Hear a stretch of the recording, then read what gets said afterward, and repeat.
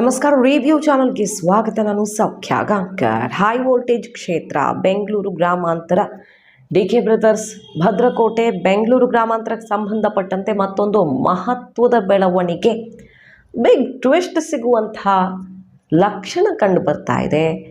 ಅಚ್ಚರಿಯ ಕೆಲವು ಸುಳಿವುಗಳು ಸಿಗ್ತಾ ಇವೆ. ಏನಿದ್ರ ಹಿಂದಿನ ಸೀಕ್ರೆಟ್? ಹಾಗಾದರೆ ಮಾಹಿತಿ ಮುಂದೆ ಇಡ್ತಾ ಇದ್ವಿ. ಮಿಸ್ ಮಾಡ್ತಾ ನಮ್ಮ ಚಾನಲ್ನ ಸಬ್ಸ್ಕ್ರೈಬ್ ಮಾಡಿ, ಹಾಗೆ ನಿಮ್ಮ ಅಭಿಪ್ರಾಯ ಕಮೆಂಟ್ ಮಾಡಿ ತಿಳಿಸಿ. ಎಸ್ ವೀಕ್ಷಕರೇ, ಒಂದು ಕಡೆ ಬೆಂಗಳೂರು ಗ್ರಾಮಾಂತರದಲ್ಲಿ ಮಂಜುನಾಥ್ ಅವರು, ಸಿ ಎನ್ ಮಂಜುನಾಥ್ ಅವರೇ ಅಭ್ಯರ್ಥಿ ಆಗಬೇಕು ಅನ್ನೋದು ಬಿಜೆಪಿಯ ಅಪೇಕ್ಷೆ. ಗ್ರೌಂಡ್ ರಿಪೋರ್ಟ್, ಸರ್ವೆ ಸಮೀಕ್ಷೆ ಎಲ್ಲದರಲ್ಲೂ ಅವ್ರ ಹೆಸರು ಬಂದಿದೆ. ಲೋಕಲ್ ಆಗಿ ಎಲ್ಲ ನಾಯಕರು ಮಂಜುನಾಥ್ ಅವ್ರು ನಿಂತರೆ ಮಾತ್ರ ಈ ಕ್ಷೇತ್ರದಲ್ಲಿ ನಾವು ಆಸೆ ಇಟ್ಕೊಳ್ಳೋಕೆ ಸಾಧ್ಯ. ಇಲ್ಲಿ ಗೆಲುವಿನ ಲೆಕ್ಕಾಚಾರ ಹಾಕಬೇಕು ಅಂದರೂ ಅವ್ರು ಬಿಟ್ಟರೆ ಬೇರೆ ಯಾರಿಂದನೂ ಸಾಧ್ಯ ಇಲ್ಲ ಅನ್ನೋ ಮಟ್ಟಿಗೆ ಡಿಮ್ಯಾಂಡ್. ಹೈಕಮಾಂಡೇ ಅವ್ರನ್ನ ಕರೆಸ್ಕೊಂಡು ಮನವೊಲಿಸೋ ಪ್ರಯತ್ನ ಮಾಡೋದಕ್ಕೀಗ ಮುಂದಾಗಲಿದೆ. ಚುನಾವಣಾ ಉಸ್ತುವಾರಿ ಅವರ ಹೆಸರನ್ನು ಹೈಕಮಾಂಡ್ ಮುಂದೆ ಇಟ್ಟಿದ್ದಾರೆ. ಇಷ್ಟೆಲ್ಲ ಆಗಿದೆ. ಯಾಕಂದರೆ ಮಂಜುನಾಥ್ ಅವರು ಗೊಂದಲದಲ್ಲಿದ್ದಾರೆ, ಇನ್ನೂ ನಿರ್ಧಾರ ಮಾಡಿಲ್ಲ. ಸಿಕ್ಕಾಪಟ್ಟೆ ಆಫರ್ಗಳಿದ್ರೂ ನಿರ್ಧಾರ ಮಾಡಿಲ್ಲ. ಇದು ರಿಸ್ಕಾ? ಒಂದು ಸರ್ಕಾರದ ವಿರುದ್ಧನೇ ತೊಡೆ ತಟ್ಟದಂಗೆ ಆಗುತ್ತೆ. ಒಳ್ಳೆ ಹೆಸರು ಮಾಡಿದ್ದಾರೆ, ಕಪ್ಪು ಚುಕ್ಕಿ ಇಲ್ಲ, ಸ್ವಲ್ಪನೂ ಕೂಡ ಅವ್ರ ಬಗ್ಗೆ ಆಕ್ಷೇಪಗಳಿಲ್ಲ. ಇಡೀ ರಾಜ್ಯದಲ್ಲಿ ಎಲ್ಲರ ಮನಗೆದ್ದಿರುವಂಥ ಒಬ್ಬ ಹೃದಯವಂತ ಡಾಕ್ಟರ್ ಆಗಿ ಹೆಸರುವಾಸಿಯಾಗಿರೋರು. ತುತ್ತ ತುದಿಯಲ್ಲಿದೆಯಲ್ವ ಅವರ ಹೆಸರು. ಸುಮ್ಮನೆ ರಾಜಕಾರಣ ಬೇಕಾ ನನಗೆ ಅಂತ ಯೋಚಿಸ್ತಾ ಇದ್ದಾರೆ. ಬಟ್ ಮನವೊಲಿಸೋಣ ಅನ್ನೋ ಪ್ರಯತ್ನ ಆಗ್ತಾ ಇದೆ. ಇದರ ನಡುವೆ ಈಗ ದೇವೇಗೌಡರು ಇದಕ್ಕೆ ಸಂಬಂಧಪಟ್ಟಂತೆ, ಗ್ರಾಮಾಂತರಕ್ಕೆ ಸಂಬಂಧಪಟ್ಟಂತೆ ಕೊಟ್ಟಿರುವ ಸ್ಟೇಟ್ಮೆಂಟ್ ಕುತೂಹಲಕ್ಕೆ ಕಾರಣ ಆಗಿದೆ. ರಾಜಕಾರಣ ಬೇಡ ಅನ್ನಿಸ್ತಾ ಇದೆ ಈ ಹೊತ್ತಲ್ಲಿ. ಮೊನ್ನೆ ಅಷ್ಟೇ ಅವ್ರ ಜಾತಕ ಎಲ್ಲ ತುಂಬ ಚೆನ್ನಾಗಿದೆ, ಪೂರಕವಾಗಿದೆ, ವಾತಾವರಣ ನೋಡೋಣ ಬಿಡಿ ಅಂತ ಹೇಳಿ ಕಳಿಸಿದ್ರು. ಮನೆಗೆ ಬಂದು ಅವ್ರು ನಿಲ್ಲಿಸಿ ಅಂತ ಒತ್ತಾಯ ಮಾಡಿದವ್ರಿಗೆಲ್ಲ ಇದು ಸುದ್ದಿ ಆಗಿತ್ತು ಮಾಧ್ಯಮಗಳಲ್ಲಿ. ಆದರೆ ಇಷ್ಟು ಒಳ್ಳೆ ಹೆಸರು ಮಾಡಿದವರು, ಸಮಾಜದಲ್ಲಿ ಒಂದು ಒಳ್ಳೆ ಗೌರವವನ್ನು ಸಂಪಾದನೆ, ಪ್ರೀತಿಯನ್ನು ಸಂಪಾದನೆ ಮಾಡಿದವರು ರಾಜಕಾರಣಕ್ಕೆ ಈ ಹೊತ್ತಲ್ಲಿ ಧುಮುಕೋದು ಯಾಕೋ ಸರಿ ಕಾಣ್ತಿಲ್ಲ ಅಂತ ಹೇಳಿರೋದು ಅಚ್ಚರಿಗೆ ಕಾರಣ ಆಗಿದೆ. ಹಾಗಾದರೆ ಸಿ ಎನ್ ಮಂಜುನಾಥ್ ಅವರ ಸ್ಪರ್ಧೆ ದೇವೇಗೌಡರು ಬೇಡವೇ ಬೇಡ ಅಂತ ತೀರ್ಮಾನ ಮಾಡಿಬಿಟ್ರ? ಇದ್ರ ನಡುವೆ ಈಗ ಸಿ ಪಿ ಯೋಗೇಶ್ವರ್ ಅವರ ಪುತ್ರಿ ಕಾಂಗ್ರೆಸ್ ನಾಯಕರ ಜೊತೆಗೆ ಕಾಣಿಸ್ಕೊಂಡಿರೋದು ಕುತೂಹಲಕ್ಕೆ ಕಾರಣ ಆಗಿದೆ. ಏನಿದು ಅಚ್ಚರಿಯ ಬೆಳವಣಿಗೆ ಅಂತ? ಮುಂಚೆ ಎಲ್ಲ ಇಂಥದ್ದೇ ಟಾಕ್ ಇದ್ದಿದ್ದು.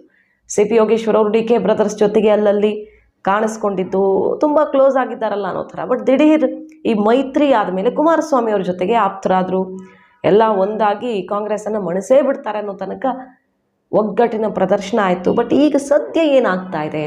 ಸಿ ಪಿ ಯೋಗೇಶ್ವರ್ ಅವರ ಪುತ್ರಿ ಕಾರ್ಯಕ್ರಮವೊಂದರಲ್ಲಿ ಕಾಂಗ್ರೆಸ್ ನಾಯಕರ ಜೊತೆ ಭಾಗಿಯಾಗಿದ್ದಾರೆ ಅಂದ ಮಾತ್ರಕ್ಕೆ ಏನೋ ಆಗಿದೆ ಅಂತ ಅಂದುಕೊಳ್ಬೇಕಾ? ಎಲೆಕ್ಷನ್ ಹೊತ್ತು ಅಷ್ಟು ಸಲೀಸಾಗಿ ಇದನ್ನು ನೋಡೋದಕ್ಕೂ ಆಗಲ್ಲ. ರಾಜಕೀಯ ಕನ್ನಡಕದಿಂದ ನೋಡಲೇಬೇಕಾಗತ್ತೆ. ಡಿ ಕೆ ಸುರೇಶ್ ಅವ್ರ ಜೊತೆಗೆ ಆತ್ಮೀಯವಾಗಿ ಅವರು ಮಾತಾಡಿರೋದು, ಕಾಂಗ್ರೆಸ್ ಒಂದರ ಕಾರ್ಯಕ್ರಮದಲ್ಲಿ ಭಾಗಿಯಾಗಿ ಪ್ರಮುಖ ನಾಯಕರ ಮಧ್ಯೆ ಕಾಣಿಸ್ಕೊಂಡಿರೋದಿದೆಯಲ್ಲ, ಅದು ಈಗ ಬೆಂಗಳೂರು ಗ್ರಾಮಾಂತರಕ್ಕೆ ಸಂಬಂಧಪಟ್ಟಂತೆ ಬಿಗ್ ಟ್ವಿಸ್ಟ್ ಸಿಗುವಂಥ ಸುಳಿವನ್ನು ಕೊಡ್ತಾ ಇದೆ. ಸೊ ಸಿ ಎನ್ ಮಂಜುನಾಥ್ ಅವರು ಅಲ್ಲ ಅನ್ನೋದಾದರೆ ಆ ಕ್ಷೇತ್ರದ ಆಸೆಯನ್ನು ಬಿಡಬೇಕಾಗತ್ತೆ. ಅದು ಗೊತ್ತು, ಬಿ ಜೆ ಪಿಗೂ ಗೊತ್ತು. ಡಿ ಕೆ ಬ್ರದರ್ಸ್ನ ಮಣಿಸೋದು ಅಷ್ಟು ಸುಲಭದ ಕೆಲಸ ಅಲ್ಲ.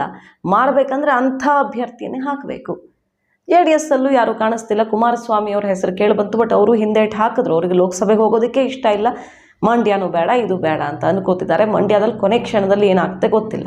ಬೆಂಗಳೂರು ಗ್ರಾಮಾಂತರಕ್ಕಂತೂ ಹೋಗೋಕ್ಕೆ ರೆಡಿ ಇಲ್ಲ ಅವರು. ಸಿ ಎನ್ ಮಂಜುನಾಥ್ ಅವ್ರ ಆಯ್ಕೆ ಮಾತ್ರ ಕಾಣಿಸ್ತಾ ಇದ್ದಿದ್ದು B J P J D ಎಸ್ನ ಮುಂದೆ.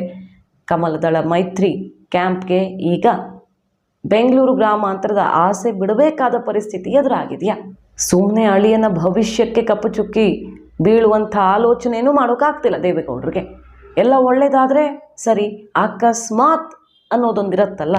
ಹಾಗಾಗಿ ದೇವೇಗೌಡರು ಇದು ಬೇಡ ಅಂತ ಹೇಳ್ತಿರೋದೀಗ ಬಿ ಜೆ ಪಿಗೆ ನುಂಗಲಾರದಾಗಿದೆ. ಈ ಕ್ಷೇತ್ರ ಶತಾಯಗತಾಯ ಪಡಿಬೇಕು, ಡಿ ಕೆ ಬ್ರದರ್ಸ್ ಮಣಿಸಬೇಕು ಅಂತ ಟಾರ್ಗೆಟ್ ಇಟ್ಕೊಂಡಂಥ ಕಮಲ ಪಡೆ ಈಗೇನು ಮಾಡುತ್ತೆ? ಮಾಹಿತಿ ನಿಮ್ಗೆ ಇಷ್ಟ ಆಗಿದ್ರೆ ಮಿಸ್ ಮಾಡಿದ್ರೆ ನಮ್ಮ ಚಾನಲ್ನ ಸಬ್ಸ್ಕ್ರೈಬ್ ಮಾಡಿ, ಹಾಗೆ ನಿಮ್ಮ ಅಭಿಪ್ರಾಯ ಕಮೆಂಟ್ ಮಾಡಿ ತಿಳಿಸಿ. Thank you.